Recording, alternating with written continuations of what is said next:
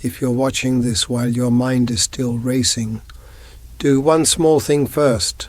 Set your phone down for 3 seconds. Drop your shoulders and ask yourself, when was the last time my mind felt genuinely clear, not distracted, not numbed out, just quiet? I'm asking because it took me almost an entire lifetime to understand one simple line. Empty your mind, not so you become careless, but so you can finally hear the truth. I'm 105 years old. My hands shake, my eyes aren't what they used to be. But one thing is sharper than ever. I spent most of my life with a mind so full that I slowly lost myself. Full of plans, full of comparisons, full of fear, full of imaginary arguments, full of what other people thought of me. And here's the brutal part. When your mind is too full, there's no room left for peace and no room left for love. You can still make money. You can still succeed. People can still call you smart. But inside, you start to run on empty.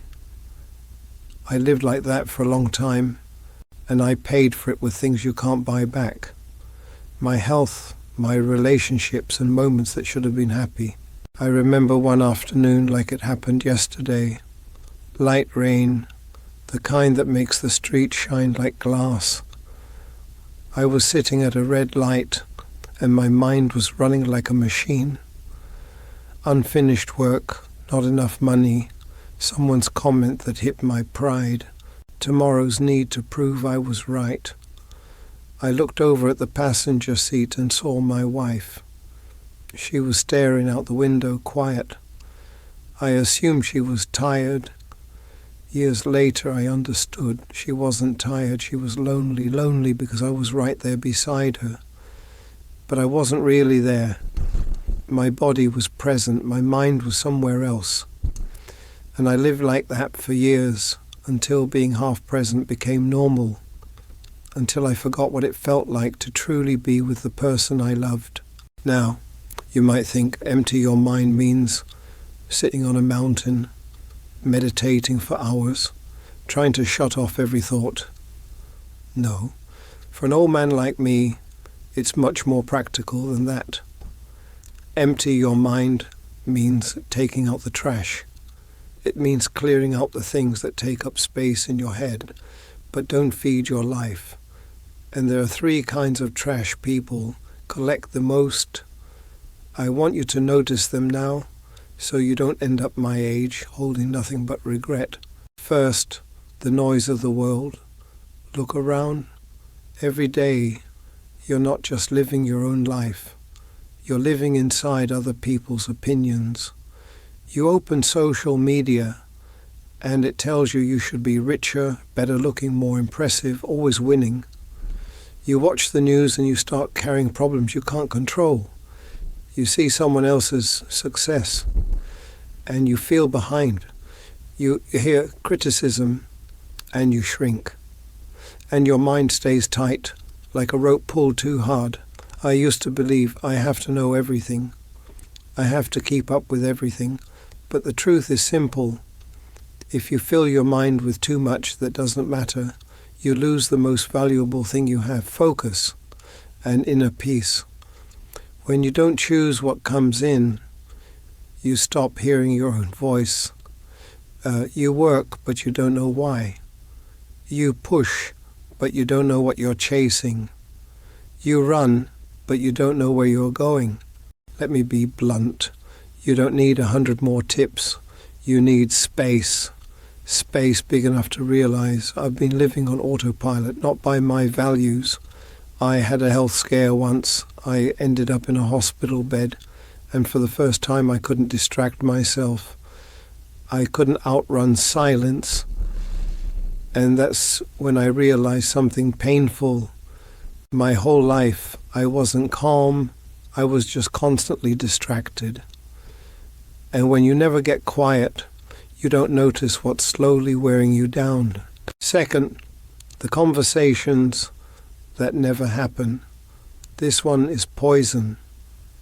You can be eating dinner with your family while your mind is arguing with a co-worker.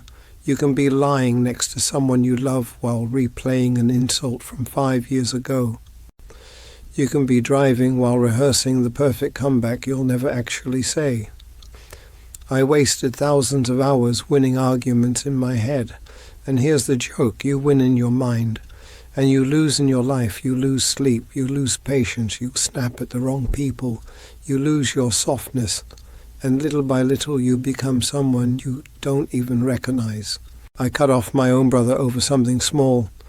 I carried my reasons around like a weapon. I kept telling myself, he's wrong. He should apologize. I waited. I stayed stubborn. I won. I won because I didn't bend. And then one day, he was gone. What I felt wasn't victory, it was a cold silence. That's when I learned this. A mind full of pride can kill a relationship faster than you think.